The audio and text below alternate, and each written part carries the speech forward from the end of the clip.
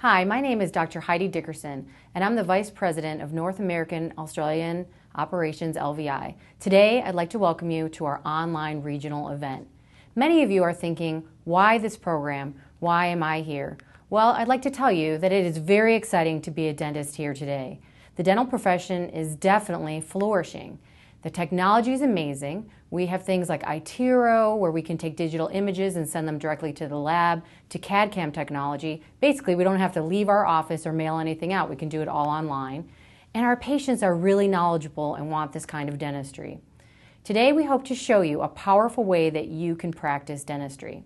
Now, to do this type of dentistry, you need to ask yourself a very important question. Do I have the skills? Am I trained?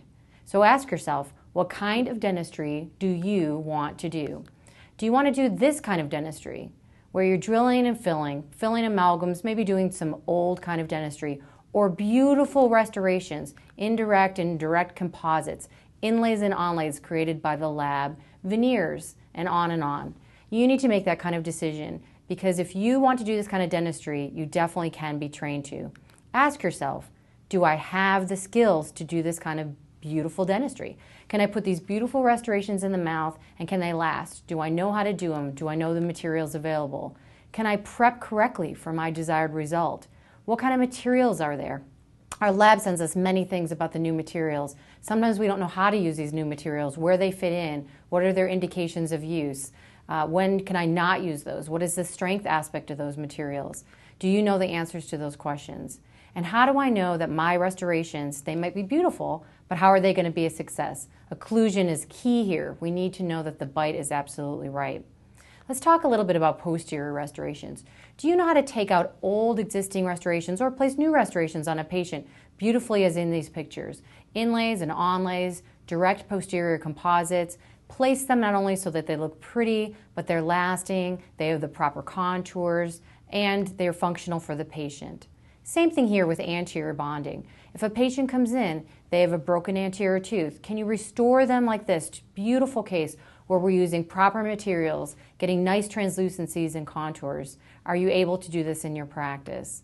Here's a case where we have spacing. Can you fill that space and give correct height-to-width ratios, smile design principles, using excellent materials that give beauty back to the patient where they're missing this in this anterior case? Here's another case. Patient comes in with a chip. Can we restore that tooth and make it look just like this tooth did prior to us bonding that in? Once again, translucent materials, knowing how to sculpt the tooth, what kind of indications for use here, when can we use these, when can we not, when to do anterior bonding, when to do veneering on a case. And do you know the reasons why we use all porcelain instead of using PFMs? For example, replacing old PFM like this brings life and vitality to this smile. Why does it do that? Well, PFMs have gold underneath. The light goes in and is not reflected off of the tooth. If you look at this on tooth number 8, right, it looks dark around the margin, but it's actually not dark once we pull that PFM off. The problem is the light is being reflected off that tooth. Instead, when we place a tooth-colored restoration, such as the one on the right, an Emax or Empress, light goes into the tooth. It acts like a fiber optic bundle. The light goes down the root of the tooth, and voila, it's nice and light. So there's a lot of reasons why we use that, not just aesthetics, to bring strength back to the tooth, to mimic the tooth structure that was lost when we bonded in. So we want to teach you, if we take out old restorations, how can we not only create a beautiful smile, but have a long-lasting smile? Maybe you do implants in your office. Here's a single unit implant. Do you know what to do when this comes in the door? Can you place the implant? Maybe you restore the implant. Maybe you do both. But can you do it so that we have beautiful restorations? If you look at this case, it's beautiful the way that the crown comes out of the mouth there. You can't tell that it's an implant. It has beautiful embrasures. The gingiva looks pretty. It looks just like a natural tooth. That's something we want to teach you here at LVI. And let's look at a combination case. Many times cases come in, like this case, right? The upper arch, as we see here, is really crowded. We have a problem with the lateral, a problem with the canine, but we want to be as conservative as possible. In a case like this, we need to be multidisciplinary. We need to know when to refer or do things ourselves, or perhaps you do ortho in your office and some of these other things. That's great. Let's do ortho. Let's round out the arch. We're going to make room for our restorations, and then we're going to put a beautiful bridge with an ovate pontic, extremely conservative, You can see it's only prepped on the lingual surfaces here. So not only were we able to give this man a beautiful smile, it was very conservative. What about diastema closures? Patients come in, they have big spaces. When you look at this case, we need to determine what are the golden proportions here. Can I do this with just a few crowns? Do I need to do 2, maybe 4, 6, or 8? We need to know the principles of smile design and how can we fix this case. Perhaps it can be done with bonding. Maybe we need to use a veneer. So we need to know what we're doing with these materials, how to determine golden proportions especially, to come up with the best aesthetic result as you see here in the finals with this patient. Tetracycline staining. Patients come in, their teeth are dark. How do we restore these cases now? Perhaps you do this with PFMs. Although you can create a beautiful smile, for the same reasons we talked about before, we want to start using these more beautiful materials like Empress or Emax, having the light go into the tooth and be reflected, inwardly, having it be absorbed and go down that route so that it looks nice and light and natural. If you see the after of the case, you can't tell that the patient had tetracycline staining. We also want to learn how do we block out these tetracycline teeth in case we need to. Sometimes they're so dark we just can't block it out by the porcelain. We need to learn how to do proper blockouts and work with the lab. How do they pick ingots so that we have a beautiful smile for this patient with a beautiful color that they're desiring. Anterior aesthetics. Here's a beautiful case of looking at the anterior teeth. Patient comes in, desires her smile to be lighter, brighter, widened. Patient wants to have veneers done, but we know how to do this conservatively. And we need to do this conservatively with beautiful materials and looking at our smile design principles. Once again, we're taking the incisal edges and we're following the smile line. We're filling out the buccal corridor. In this case, as you can see, there's beautiful aesthetics created by our labs. It's very important to have a wonderful lab who's working with you as your partner in these cases. The incisal edges we talked about, the embrasures are perfect on the incisal, the gingiva has been recontoured, and we're also looking at the line angles of the teeth and making sure that they're going correctly. Also, golden proportions. We need to learn what are correct golden proportions and how we can prep for that and how our lab then can make that in the porcelain. Some of you are interested in changing the bite. How do we change a bite that's closed? How do we open if necessary? We don't just arbitrarily open a bite. We want to relax those patient muscles. We want to find out where their muscles are comfortable, and then we want to open their bite to the correct vertical for that patient. We're going to teach you that at LVI. Here's a case that's very, very overclosed. The patient actually has a lot of symptoms, and although I'm not going to get into all the symptomatology, that on the right side is a picture of their fixed LVI orthotic. So by tensing the patient, using the principles of the LVI golden vertical, which you will be learning, we are then going to open this patient's bite to a physiologic position that's comfortable for them. And then we're going to build them an orthotic that feels like teeth, looks like teeth, chews like teeth. That orthotic is simply shrink wrapped around the teeth. That patient can function in it, and we're going to make sure they're stable before we restore that bite. And what about a full mouth case? Some cases come in and they are very complex and we need to do full mouth dentistry on them. As you can see in this picture here, the case on the left is ground down. The patient has parafunctional habits, bruxism. They have about a half to a third of their clinical crown left on the upper teeth. Lots of signs and symptoms that they need to be a neuromuscular case. So what are we going to do? We're going to make sure that we diagnose this case properly. We are going to give this patient all options to finish this case properly. And then we're going to present to them the best treatment possible. In this case, full mouth dentistry is necessary. So we're going to tense this patient. We're going to place an orthotic. We're going to make sure that this patient is comfortable in that orthotic. And once they're stable, we're going to do a full mouth case. As you can see in the right picture, this case is done beautifully with Emax restorations. 28 teeth prepared one visit and then sat a month later. But you need to know how to handle a very comprehensive case like this, and occlusion plays a key role in the success of this wonderful case. So ask yourself, maybe I have these skills. Do I have these skills? If I feel like I have them, what is holding me back from doing this kind of dentistry? For some of you, insurance might be that issue. Insurance keeps the standard of care down, and this is really bad for the public. Let's talk a little bit, just quickly, about the business side of managed care.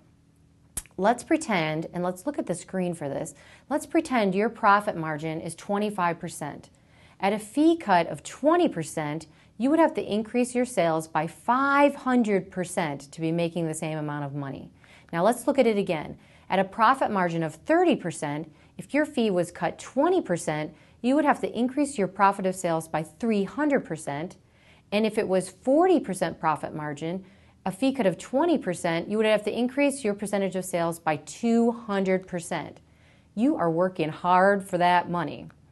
So what is the insurance business? Just a quick way, we're not going to spend too much time on this, Canadians out there, don't worry, but just a quick thing about insurance. The objective of any business is to take in more money than goes out, right? We want to have a profit.